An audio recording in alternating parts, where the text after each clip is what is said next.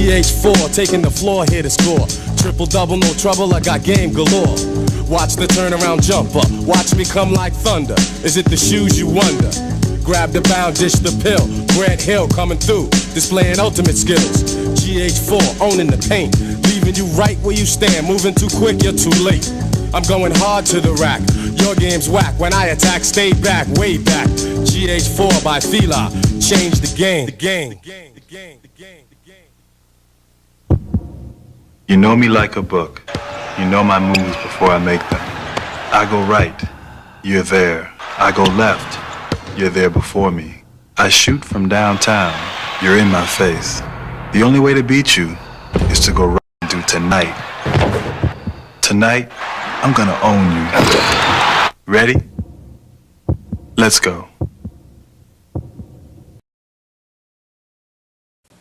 The converse weapon, that's to shoot, that's magic, do what he was born to do. It may be so, but that's not all. They let Isaiah play like he's 10 feet tall. For the kind of moves that never fail, the weapon's the choice of Kevin McHale. The same is true for Mark McGuire. When I wear weapons, I'm on fire. Well, what can the weapons do for King? Why, I can do just about anything. You already know what you did for me. What? I walked away with the MVP. The Converse weapon, the #1 weapon in the NBA.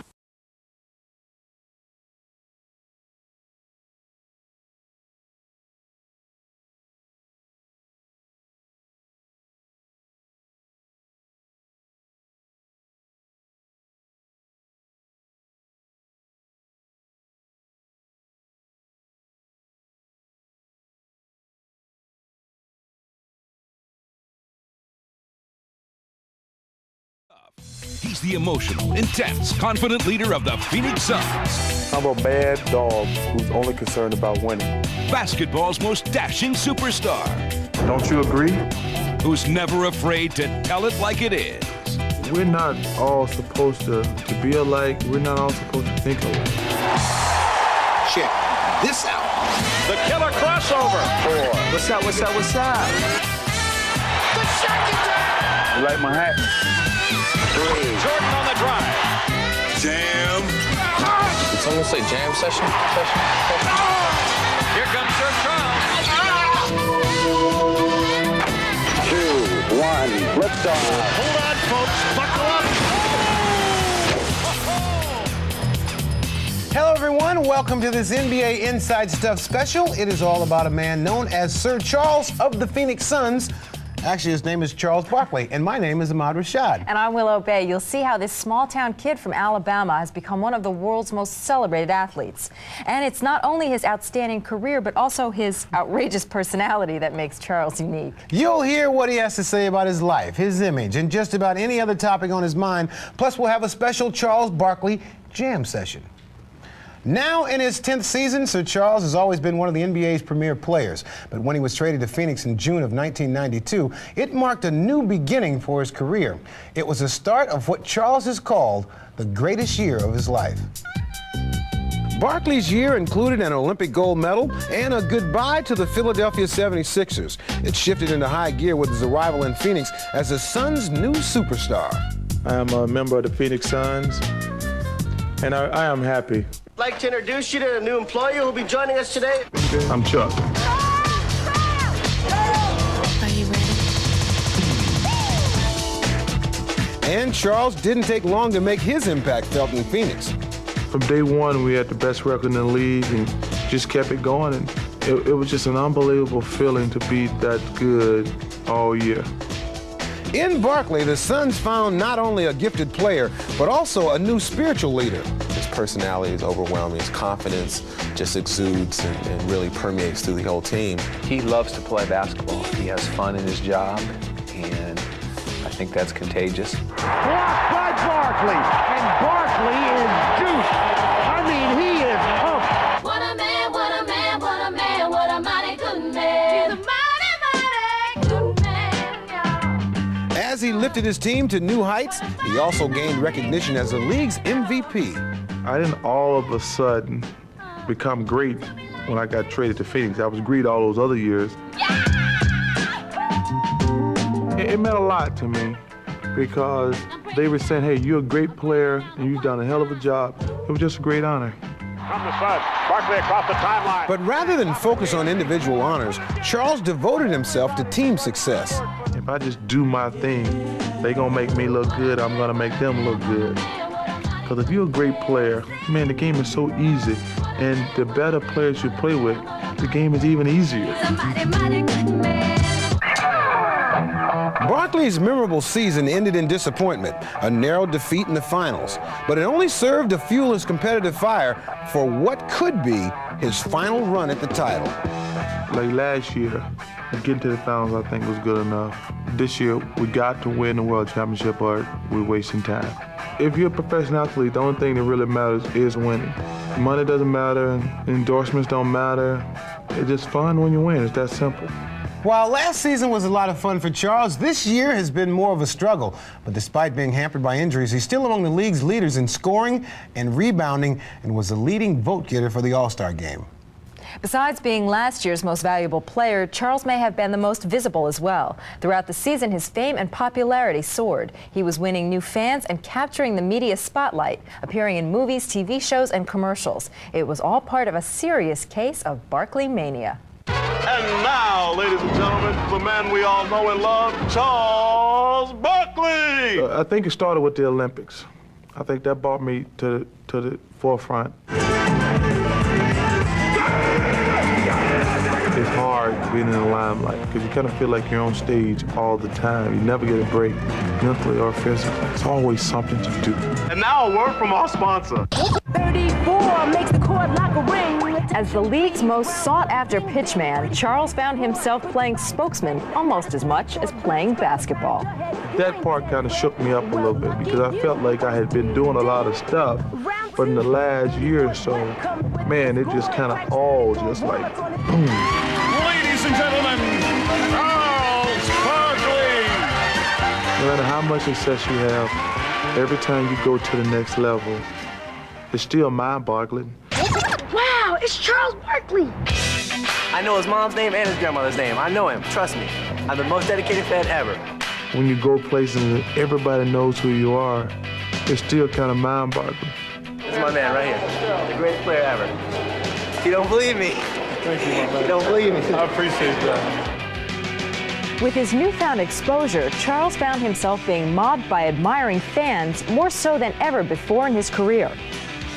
I think the fans appreciate guys who work hard and who gets mad if something doesn't go right, and who gets excited if something goes right. And I think that's the way it should be. And this is what a big-time star does all day. Rolling, and action. Charles, this is for you. Hey, thanks. Now can I play? No. I think God has blessed me a great deal. I'm one of the luckiest people in the world. Even in your wildest, conceited dreams, you never expect to reach the level I have reached. After dominating basketball and starring in showbiz, what's next for Charles? Well, he has his eye on politics. When his playing days are over, he plans to run for governor of Alabama. And that could be interesting because he says he's been influenced politically by Rush Limbaugh and Jesse Jackson. You know, knowing Charles, Alabama is not big enough. Charles should be the president of someplace way away from here. No, actually, Charles is a person... Someplace they've never heard of political correctness. Right? That's right. He's a person who loves people. As much as people love Charles, Charles returns that love, and I think that's what gets that whole love affair going. Well, we're just getting started on our Charles Barkley special, so don't go away. We'll be back in just a moment. You know what I want even more than a Super Bowl ring? The inside stuff. Coming up at Rewind, we'll see where Charles is watching the big game and why he's not singing the national anthem. And later, we'll hear Charles on Charles. Where I'm from, somebody asks you a question, you tell them the truth. Now that's the inside stuff. All right, so let it get up in the air. Charles Barkley's road to success has taken him through Philadelphia, Phoenix, and Barcelona. But the place that may have shaped his life the most is the small town of Leeds, Alabama. That's where he grew up back in the days when he still had a full head of hair. He also had a few extra pounds and seemed an unlikely candidate for stardom. Why don't we just rip Charles for a while? It's his own special, but we can rip him for a little bit. But even as a youngster, Charles showed the work ethic that's made him such a force in the NBA. Though the face is unmistakably the real Charles Barkley, as a young man, he bore little resemblance to the outspoken superstar we know today. He was shy growing up. He was just, he was quiet. He was on the chubby side, and he was just about as chubby, as tall as he was chubby. Brought up by his maternal grandmother in tiny Leeds, Alabama, he gained a strong sense of values. We didn't have a lot, but we never went without. So that's probably the greatest thing that I learned from him. Just do whatever it takes to make yourself successful. With that lesson in mind, Charles began to play basketball as a way to provide for his future. In high school, my #1 priority in life is to make life easier on my mother and grandmother. So I'm thinking just go to college for free, because if I didn't get a scholarship, I wouldn't have been able to go to college. At a pudgy 5'10", Barkley knew that attracting college recruiters wouldn't be easy. You know, a lot of Saturday nights when the other boys would be out going to dances and things, Charles would be down on the basketball court, right down the street, bouncing a basketball. By his senior year, he had shot up to almost 6'5", and putting his hard-earned skills to work, he led his team to the state semifinals and would be rewarded with a full scholarship to Auburn University, where he would continue to bloom and help put football-dominated Auburn on the basketball map. Oh, there goes Barkley. Look out for this one. Here comes Barkley. Are you kidding me? He took them from a no-name program to a team that was a legitimate contender to win an NCAA championship. All it takes is one marquee player to turn a program around, and Charles Barkley was that player. With his gigantic frame and his explosive style, Barkley quickly became a national sensation. Hello, I'm Charles Barkley of Auburn Tigers. Here are a few of my nicknames. The Bread Truck, the Love Boat, Food World, the Frisco Kid, which is my second favorite, the Wide Loafing League, Town of Fun, the Good Time Blimp. But my favorite is the Round Mound, the Rebound. As a junior, he would be named Player of the Year, solidifying his position as a top NBA prospect. Charles had accomplished his goals. His mother and grandmother would never have to worry about providing for the family again. Auburn was just great. I owe them a great deal, but they gave me a chance. That's all the world owes you, is a chance. Charles made the most of that chance. After leaving Auburn, he played well at the 1984 Olympic trials and raised his stock in the NBA draft. Later that year, Philadelphia made him the 5th overall pick. Well, Barkley, or should I say Crisco Kid, Good Time Blimp, Love Boat, Wide Load from Leeds, Bread Truck, or Tunnel. I love all those nicknames. Anyway, whatever name you call him, he's played the game with a style all his own. It's a style that's not only made him a superstar, but also made him a lot of fun to watch. Fans have seen many sides of Sir Charles, the entertainer, the enforcer, the prankster, even the singer. So here are some of his moments to remember in this special edition of Rewind. Dreams come true in my new shoe. That's not what I want to say. Rewind! Well, we don't have a lot of plays. Only plays we got is get the ball to me somehow. Hey, and that play seems to work every time. Barkley for 3! Oh, no! Barkley fakes, throws up a three-pointer. Suzanne! Oh, brother! Oliver Miller underneath, off the backboard. Oh, he said score the basket! Jake says score the basket! But he can't seem to hide his other side, the part of him that gets in a foul mood and ruffles a few feathers. A couple times I just threw people out the way and was fortunate they didn't call it. Pardon me. I'm sorry. Excuse me. Charles will pull no punches and give no ground. Those who challenge him usually pay the price. Oops. Life is too short to take serious. We play basketball for a living. We can't be that serious. But I'll keep everybody loose. Loose as a goose, and, you might say, people have found themselves the butt of his jokes. Charles Barkley's impersonation of Rick Mahorn. But Charles and Rick are good friends. If they weren't, would Barkley do this? The man just never stops. I work harder than anybody there is. I mean, there may be people who work just as hard, but nobody works harder than I do. Whether he's battling under the boards or chasing a loose ball, Charles goes all out all the time. His hustle has endeared him to fans around the league. He's in the first row, and he still gets the shot off, and he's kind enough to apologize to the woman he's sitting on right now. Oh, this is too much. He is unbelievable. Remember what we said about Charles? Yeah. Part entertainer, 100% basketball player. Yeah. Right now doing a little bit of both. I thought he was a great entertainer until I heard him sing. First of all, this is very, very embarrassing. Sometimes I dream that he is me. Remember the Rose Bowl will win then. I love you.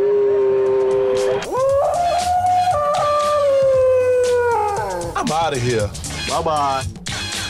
Now, there are just a couple of things that are obvious from Rewind. One is that win, lose, or draw, I guess you can't draw, but win or lose, Barkley loves to play and always gives the fans their money's worth. His philosophy is that the game is supposed to be fun. The other thing that's apparent is that Charles cannot sing and should never again try to sing, at least not in public.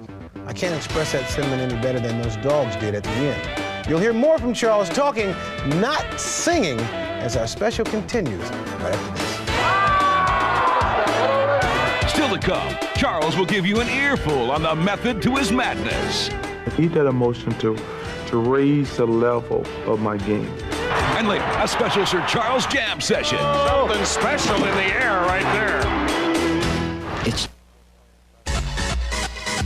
When I'm playing basketball, I just want to make sure that I'm having a good time. And yeah, he shows emotion. Just enjoy yourself. Now, not only is CB a perennial member of the All-Star team, he is also captain of the league's all-interview team. After every game, he's surrounded by cameras and reporters because he is the man of 1,000, maybe 10,000 quotes. Even though he'll offer his views on anyone and anything, one of his favorite subjects is himself. So right now, we figured we'd turn the floor over to Charles.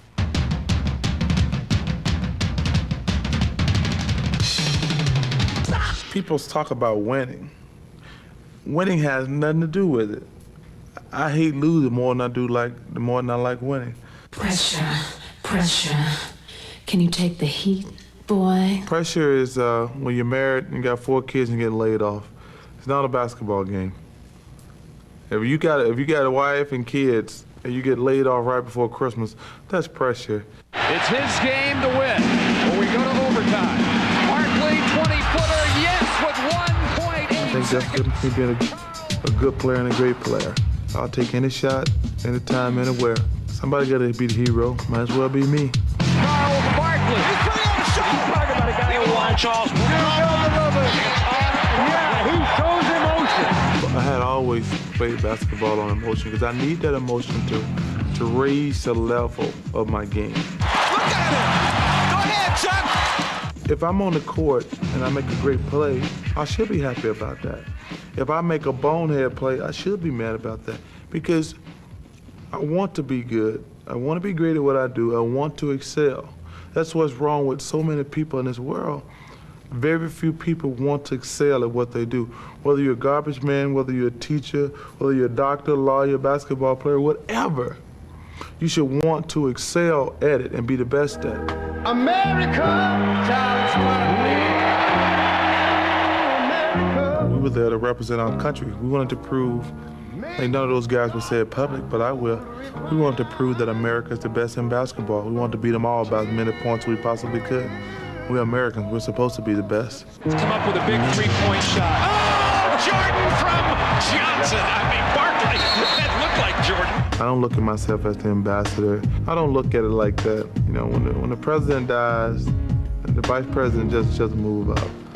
I don't like that. I'm just a guy who got the most out of his ability, and when you paid to see him play, he played hard every night. That's it. Simple. With his candid opinion, Charles is often called controversial, but he takes issue with that. He says that what others call controversial, he calls telling the truth. You can see more of that interview as part of the upcoming home video called Sir Charles, due out this spring. While Charles usually has a lot to say, his actions speak louder than his words, especially his slam dunks. So what we've done is we've put together some of his greatest slams ever, along with some wonderful music. And here they are in jam session.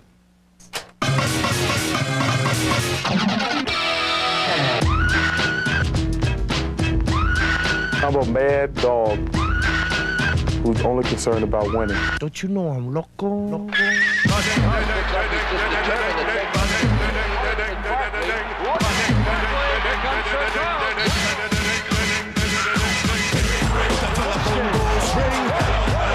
We're still getting busy. Barkley spins away. Now you're getting busy. I can slow it so you can come. Then I move it so you can come. Two goes in the back. A picture as a hand. Sliding into home base. Trying to hit a home run. Swing. Come, baby, come, baby, baby, come, come. You gotta give me love and you gotta give me some.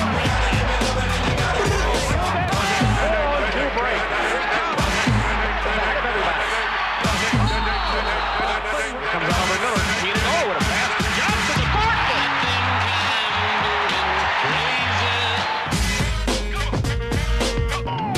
Next week on Inside Stuff, we'll see Pooh Richardson giving something back to his old neighborhood. I told my mom I saw you, okay? All right. And we'll find out if Portland's Clifford Robinson wears his game face off the court as well. I scowl a little bit, but I try to enjoy the game.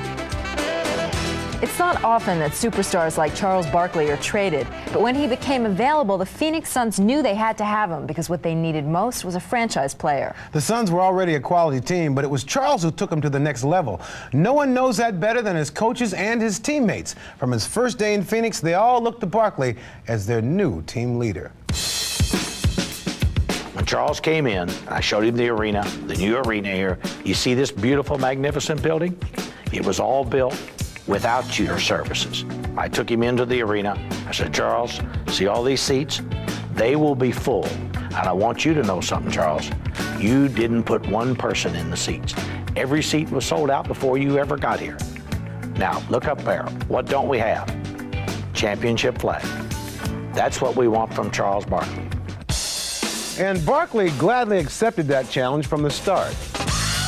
He's the superstar of the team. He is willing to take that responsibility for wins and losses. Steal. Here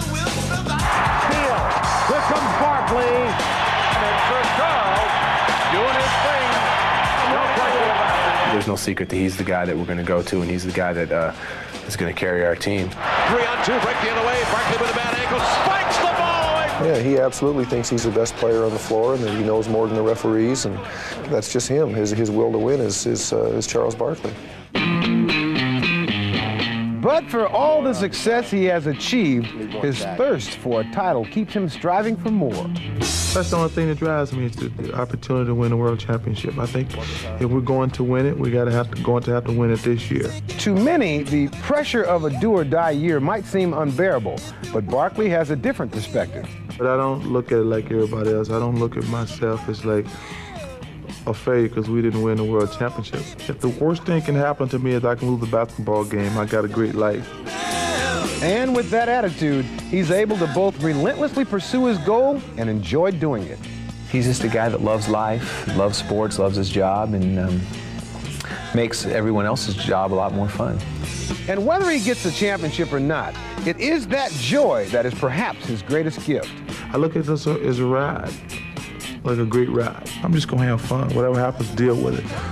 Not only has it been a great ride for Charles, it's been a great ride for all of the fans who've had the pleasure of watching him over the years, and I have really enjoyed watching him too. And we'd like to thank all of you for watching this special edition of Inside Stuff. We'll see you back here at our regular time next Saturday. Stay tuned now for Atlanta 96 here on NBC, followed by Super Bowl Live. So long, everybody.